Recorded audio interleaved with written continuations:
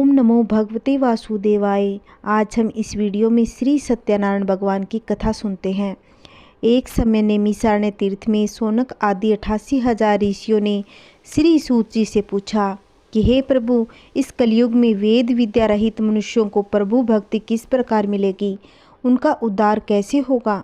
हे मुनि श्रेष्ठ, कोई ऐसा तप कहिए जिसमें थोड़े समय में पुण्य प्राप्त हो और मनवांछित फल मिले। सर्वशास्त्र ज्ञाता श्री सूत जी बोले कि हे वैष्णवों में पूज्य, आप सबने प्राणियों के हित की बात पूछी है। अब मैं आप उस श्रेष्ठ व्रत को आप लोगों से कहूँगा जिस व्रत को नारद जी ने श्री लक्ष्मी नारायण जी से पूछा था। श्री लक्ष्मीपति ने मुनि श्रेष्ठ नारद जी से कहा था, सो ध्यान से सुनिए। प्रथम अध्याय। एक समय योगी राज नारद जी दूसरों के हित की इच्छा से अनेक लोकों में घूमते हुए मृत्यु लोक में आ गए। यहाँ अनेक योनियों में जन्मे हुए प्राय सभी मनुष्यों को अपने कर्मों द्वारा अनेक दुखों से पीड़ित देखकर सोचा, किस यत्न से करने से निश्चय ही मानवों के दुखों का नाश हो सकेगा।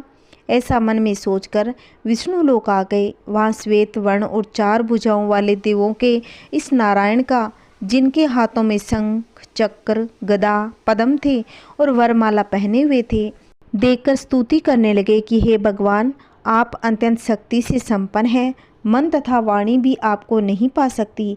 आपका आदि मध्य अंत नहीं। निर्गुण स्वरूप सृष्टि के कारण भक्तों के दुखों को नष्ट करने वाले हो, आपको मेरा नमस्कार है। नारद जी से इस प्रकार की स्तुति सुनकर विष्णु भगवान बोले कि हे मुनि श्रेष्ठ, आपके मन में क्या है, आप किस काम के लिए यहाँ आए हो, निसंकोच कहो। तब नारद जी बोले, मृत्यु लोक में सब मनुष्यों को अनेक योनियों में पैदा हुए हैं, अपने अपने कर्मों के द्वारा अनेक प्रकार के दुखों से दुखी हो रहे हैं। हे नाथ, मुझ पर दया रखते हुए बताइए कि उन मनुष्यों के सब दुख थोड़े से ही प्रयत्न में कैसे दूर हो सकते हैं। श्री भगवान जी बोले कि हे नारद, मनुष्यों की भलाई के लिए तुमने बहुत अच्छी बात पूछी है। जिस काम के करने से मनुष्य मोक्ष से छूट जाता है वह मैं कहता हूँ, सुनो। पुण्य देने वाला स्वर्ग और मृत्यु लोक दोनों में दुर्लभ एक उत्तम व्रत है। आज मैं प्रेमवश होकर तुमसे कहता हूँ। श्री सत्यनारायण भगवान का यह व्रत अच्छी तरह विधि पूर्वक करके मनुष्य तुरंत यहाँ सुख भोग कर मरने पर मोक्ष को प्राप्त हो जाता है। श्री भगवान के वचन को सुनकर नारद मुनि बोले कि उस व्रत का फल क्या है और क्या विधान है, किसने यह व्रत किया था और किस दिन यह व्रत करना चाहिए, विस्तार से कहिए। भगवान बोले, दुख शोक आदि को दूर करने वाला, धन दाने को बढ़ाने वाला, सौभाग्य तथा संतान को देने वाला, यह व्रत सब स्थानों का विजय करने वाला है। भक्ति और श्रद्धा के साथ किसी भी दिन मनुष्य श्री सत्यनारायण की शाम के समय ब्राह्मणों और बंधुओं के साथ धर्म प्रायण होकर पूजा करे। भक्ति भाव से नैवेद्य केले का फल, घी, दूध और गेहूं का चूर्ण सवाया ले और गेहूं के अभाव में साठी का चूर्ण, शक्कर तथा गुड़ ले। सब भक्षण योग्य पदार्थ जमा करके भगवान को अर्पण करें। बंधु बांधुओं सहित ब्राह्मण को भोजन कराएं। उसके बाद स्वयं भोजन ग्रहण करें। नृत्य गीत आदि का आचरण कर श्री सत्यनारायण भगवान का स्मरण करता हुआ समय व्यतीत करें। इस तरह व्रत करने पर मनुष्य की इच्छा निश्चय पूरी हो जाएगी। विशेषकर कली काल में मृत्यु लोक पर यही मोक्ष का सरल उपाय है। श्री सत्यनारायण व्रत कथा का प्रथम अध्याय समाप्त। श्रीमन नारायण नारायण नारायण, भजमन नारायण नारायण। श्री सत्यनारायण भगवान की जय। अब द्वितीय अध्याय सुनते हैं। सूत जी बोले, हे ऋषियों, जिसने पहले समय में इस व्रत को किया उसका इतिहास मैं कहता हूँ, ध्यान से सुनो। सुंदर काशीपुरी नगरी में एक अत्यंत निर्धन ब्राह्मण रहता था। वह भूख प्यास से बेचैन हुआ नित्य पृथ्वी पर घूमता रहता था।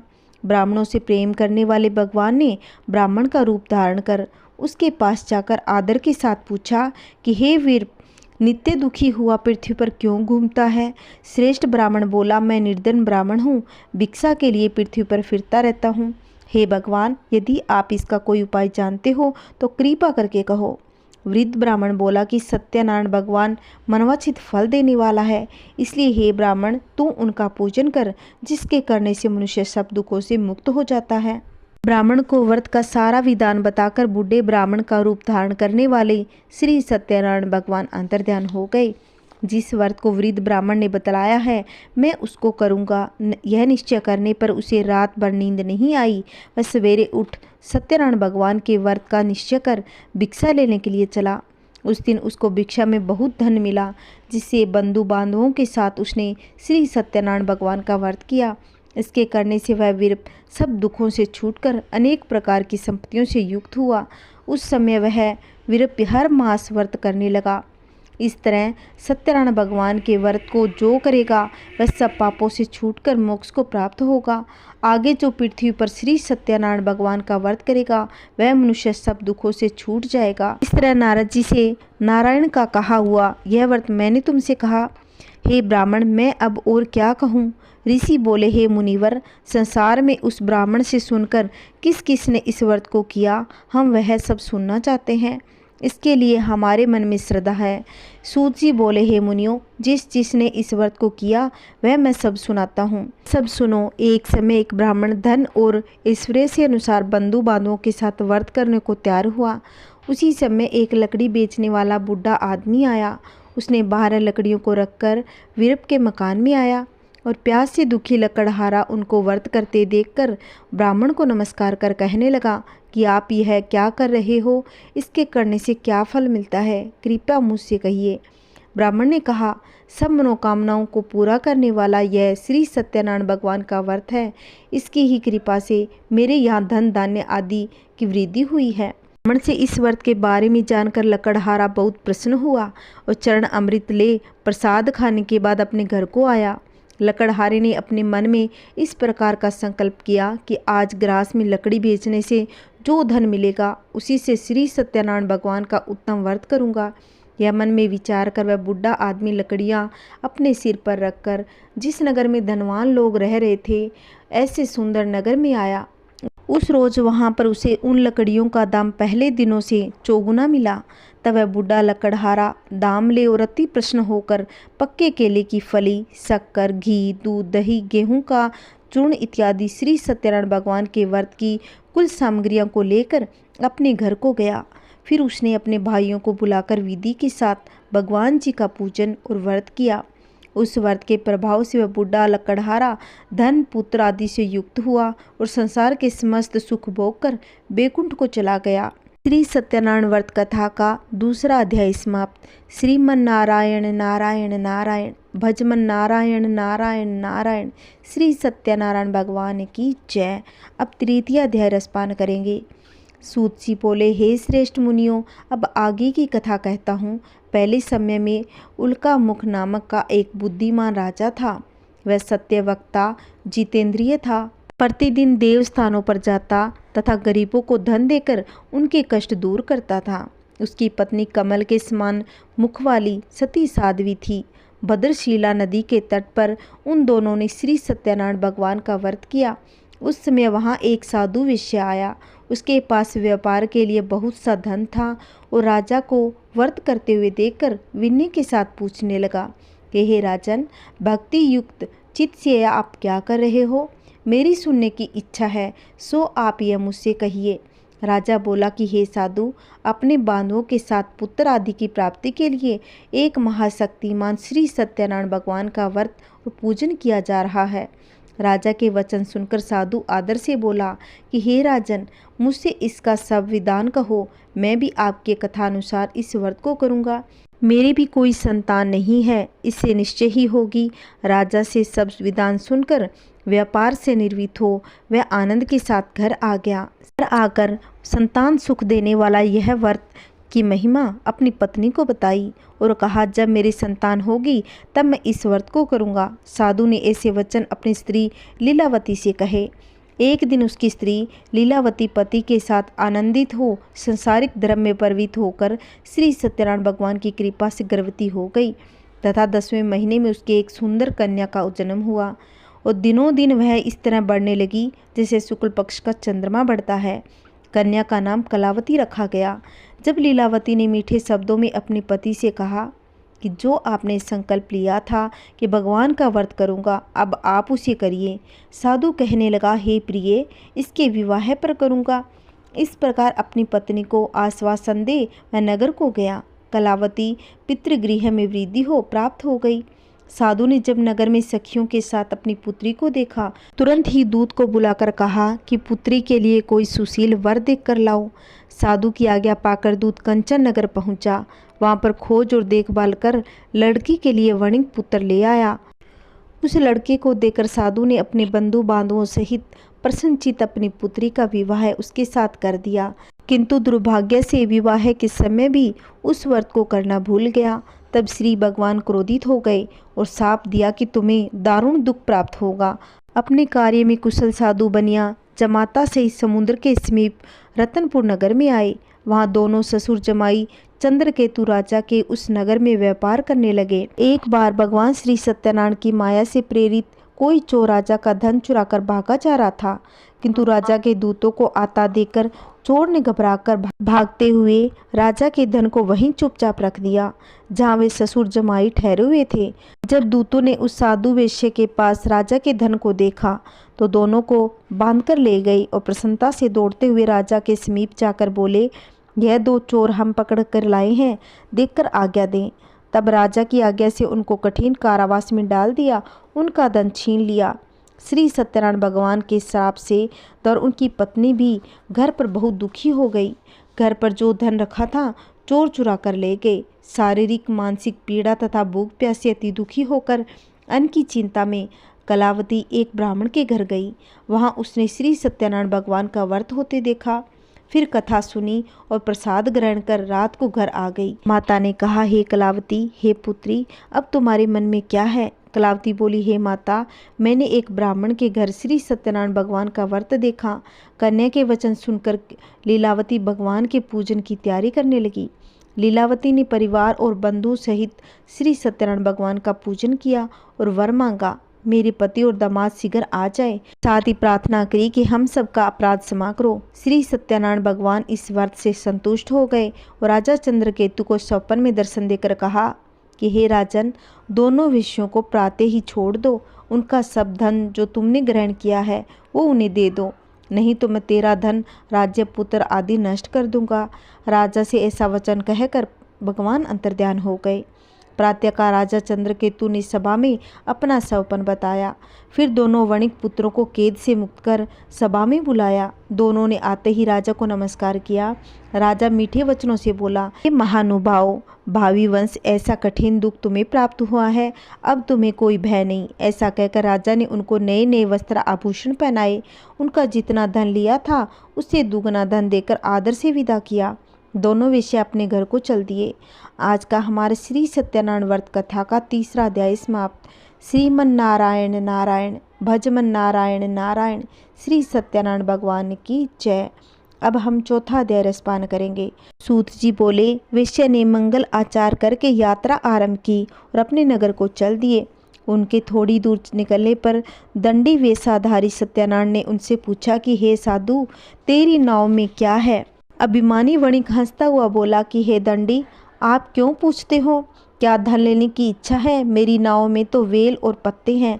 वेश्या का कठोर वचन सुनकर श्री भगवान ने कहा, तुम्हारा वचन सत्य हो। दंडी ऐसा कहकर वहां से दूर चले गए। कुछ दूर जाकर समुद्र के किनारे बैठ गए। दंडी के जाने पर वेश्या ने नित्य क्रिया करने के बाद नाव को ऊंची उठी देखकर अचंभा किया और नाव में वेल पत्ते आदि देखकर मूर्छित होकर जमीन पर गिर पड़ा। फिर मूर्छा खुलने पर अत्यंत शोक प्रकट करने लगा। तब उसका दामाद बोला, आप शोक न करें, यह दंडी का शाप है, अतः उनकी शरण में चलना चाहिए, तभी हमारी मनोकामनाएं पूर्ण होगी। दामाद के वचन सुनकर वे दंडी के पास पहुंचे और अत्यंत भक्ति भाव से नमस्कार करके बोले, मैंने जो आपसे असत्य वचन कहे थे उनको क्षमा करें। ऐसा कहकर महान शोकातुर होकर रोने लगा। तब दंडी भगवान बोले कि हे वणिक पुत्र, मेरी आज्ञा से बार बार तुम्हें दुख प्राप्त हुआ है, तू मेरी आज्ञा से विमुख हुआ।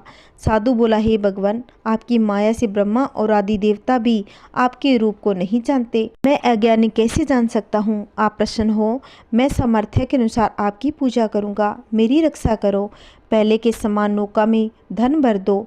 उसकी भक्ति युक्त वचन सुनकर भगवान प्रसन्न हो उसकी इच्छा अनुसार वर देकर अंतर्ध्यान हो गए। तब उन्होंने नाव पर आकर देखा कि नाव धन से परिपूर्ण है। फिर वह श्री सत्यनारायण भगवान का पूजन कर साथियों सहित अपने नगर को चला। जब अपने नगर के निकट पहुंचा तब दूत को घर भेजा। दूत ने साधु के घर जा उसकी स्त्री को नमस्कार कर कहा कि साधु अपने दामाद सहित इस नगर के समीप आ गए। ऐसा वचन सुन साधु की स्त्री ने बड़े खुश होकर श्री सत्यनारायण का पूजन कर पुत्री से कहा, मैं अपने पति के दर्शन को जाती हूँ, तू कार्य पूर्ण कर शीघ्र आ जाना। माता के ऐसे वचन सुनकर कलावती प्रसाद छोड़कर जल्दी से पति के पास गई। प्रसाद की अवज्ञा के कारण श्री सत्यनारायण भगवान ने रुष्ट हो उसके पति को नाव सहित पानी में डुबो दिया। कलावती अपने पति को न देखकर रोती हुई जमीन पर गिर पड़ी। इस तरह नौका को डूबा हुआ देखकर कन्या को रोता हुआ देख साधु दुखी होकर बोला कि हे प्रभु, मुझसे या मेरे परिवार से जो भी भूल हुई है मुझे क्षमा करिए। उसके दीन वचन सुनकर श्री सत्यनारायण भगवान प्रसन्न हो गए और उन्हें आकाशवाणी हुई कि हे साधु, तेरी कन्या मेरे प्रसाद को छोड़कर आई है, इसलिए उसका पति अदृश्य हुआ है। यदि वह घर जाकर प्रसाद खाकर लौटे तो इसका पति अवश्य मिलेगा। ऐसी आकाशवाणी सुनकर कलावती ने घर पहुंचकर प्रसाद खाया, फिर आकर पति के दर्शन किए। उसके बाद साधु ने सभी परिवार के सहित श्री सत्यनारायण भगवान का विधि विधान के साथ पूजा किया। इस लोक का सुख भोगकर अंत में स्वर्ग लोक को चले गए। इति श्री सत्यनारायण भगवान व्रत कथा का चौथा अध्याय समाप्त। श्रीमन्नारायण नारायण नारायण भजमन नारायण नारायण नारायण। श्री सत्यनारायण भगवान की जय। अब हम पंचम अध्याय सुनते हैं। सूत जी बोले, हे ऋषियों, मैं और भी कथा कहता हूँ, सो सुनो। प्रजापालक में लीन तुंगध्वज नाम का एक राजा था। उसने भी भगवान का प्रसाद त्याग कर बहुत दुख पाया। एक समय वन में जाकर वन्य पशुओं को मारकर बड़ के पेड़ के नीचे आया। वहाँ उसके ग्वालों को भक्ति भाव से बंधुओं के साथ श्री सत्यनारायण जी का पूजन करते देखा। राजा देखकर भी अभिमानवश वहाँ नहीं आया और न ही नमस्कार किया। जब ग्वालों ने श्री भगवान का प्रसाद उसके सामने रखा तो वह प्रसाद त्याग कर अपनी नगरी को चला गया। वहाँ उसने अपना सब कुछ नष्ट पाया तो वहाँ जान गया कि यह सब भगवान ने किया है। वह विश्वास कर ग्वालों के समीप गया और विधि पूर्वक पूजन कर प्रसाद को खाया और श्री सत्यनारायण भगवान की कृपा से सब कुछ पहले जैसा हो गया। फिर दीर्घ काल तक सुख भोग कर मरने पर स्वर्ग लोक को गया। जो मनुष्य परम दुर्लभ व्रत को करेगा, भगवान की कृपा से उसे धन धान्य की प्राप्ति होगी। निर्धन धनी बंदी बंधन से मुक्त हो जाएगा। संतानहीनों को संतान प्राप्त होगी। सब मनोरथ पूर्ण होकर अंत में वैकुंठ लोक को जाएगा। जिन्होंने पहले इस व्रत को किया, अब उनके दूसरे जन्म की कथा कहता हूँ। वृद्ध शतानंद ब्राह्मण ने सुदामा का जन्म लेकर मोक्ष को पाया। उल्का मुख नाम का राजा दशरथ होकर वैकुंठ को प्राप्त हुआ। साधु नाम के वेश्या ने मोरध्वज बनकर अपने पुत्र को और चिरकाल मोक्ष को प्राप्त हुआ। महाराज तुंगध्वज ने स्वयंभू होकर भगवान में भक्ति युक्त हो कर्म कर मोक्ष को प्राप्त हुआ। आज का हमारा इति श्री सत्यनारायण व्रत कथा का अध्याय समाप्त। श्रीमन नारायण नारायण नारायण भजमन नारायण नारायण नारायण। श्री सत्यनारायण भगवान की जय। आइए अब आरती सुनते हैं। ओम जय लक्ष्मी रमणा स्वामी, जय लक्ष्मी रमणा। सत्यनारायण स्वामी, सत्यनारायण स्वामी, जन पातक हरणा। ओम जय लक्ष्मी रमणा। रतन जड़ित सिंहासन, अद्भुत छवि राजे स्वामी, अद्भुत छवि राजे। नारद करत निरंतर, नारद करत निरंतर, घंटा ध्वनि बाजे। ओम जय लक्ष्मी रमणा। प्रकट भय कलि कारण, द्विज को दर्श दियो स्वामी, द्विज को दर्श दियो। बूढ़े ब्राह्मण बन कर, बूढ़े ब्राह्मण बन कर, कंचन महल कियो। ओम जय लक्ष्मी रमणा। दुर्लभ भील कराल, इन पर कृपा करी स्वामी, इन पर कृपा करी। चंदर चूड़ एक राजा, चंदर चूड़ एक राजा, तिनकी विपत्ति हरी। ओम जय लक्ष्मी रमणा। वैश्य मनोरथ पायो, श्रद्धा तज दिनहि। स्वामी श्रद्धा तज दिनहि, सो फल भाग्यो प्रभु जी, सो फल भाग्यो प्रभु जी। फिर स्तुति कीनी, ओम जय लक्ष्मी रमणा। भाव भक्ति के कारण छिन छिन रूप धर्यो, स्वामी छिन छिन रूप धर्यो। श्रद्धा धारण कीनी, श्रद्धा धारण कीन्ही, तिनको काज सर्यो। ओम जय लक्ष्मी रमणा। ग्वाल बाल संग राजा, वन में भक्ति करी, स्वामी वन में भक्ति करी। मन वाछित फल दीना, दीन दयालु हरि। ओम जय लक्ष्मी रमणा। चढ़त प्रसाद सवायो, कदली फल मेवा, स्वामी कदली फल मेवा। धूप दीप तुलसी से, राजी सत्य देवा। ओम जय लक्ष्मी रमणा। श्री सत्यनारायण स्वामी की आरती जो कोई गावे, स्वामी जो कोई नर गावे। कहत शिवानंद स्वामी, कहत शिवानंद स्वामी, मनवांछित फल पावे। ओम जय लक्ष्मी रमणा। बोलिए श्री सत्यनारायण भगवान की जय। श्रीमन नारायण नारायण, भजमन नारायण नारायण, श्री सत्यनारायण भगवान की जय। अगर आपको मेरी वीडियो अच्छी लगती है तो प्लीज़ वीडियो को ज़्यादा से ज़्यादा शेयर करें, लाइक करें और कमेंट करें। और मेरे चैनल को सब्सक्राइब करें जिससे आने वाली वीडियो के नोटिफिकेशन मिलते रहे।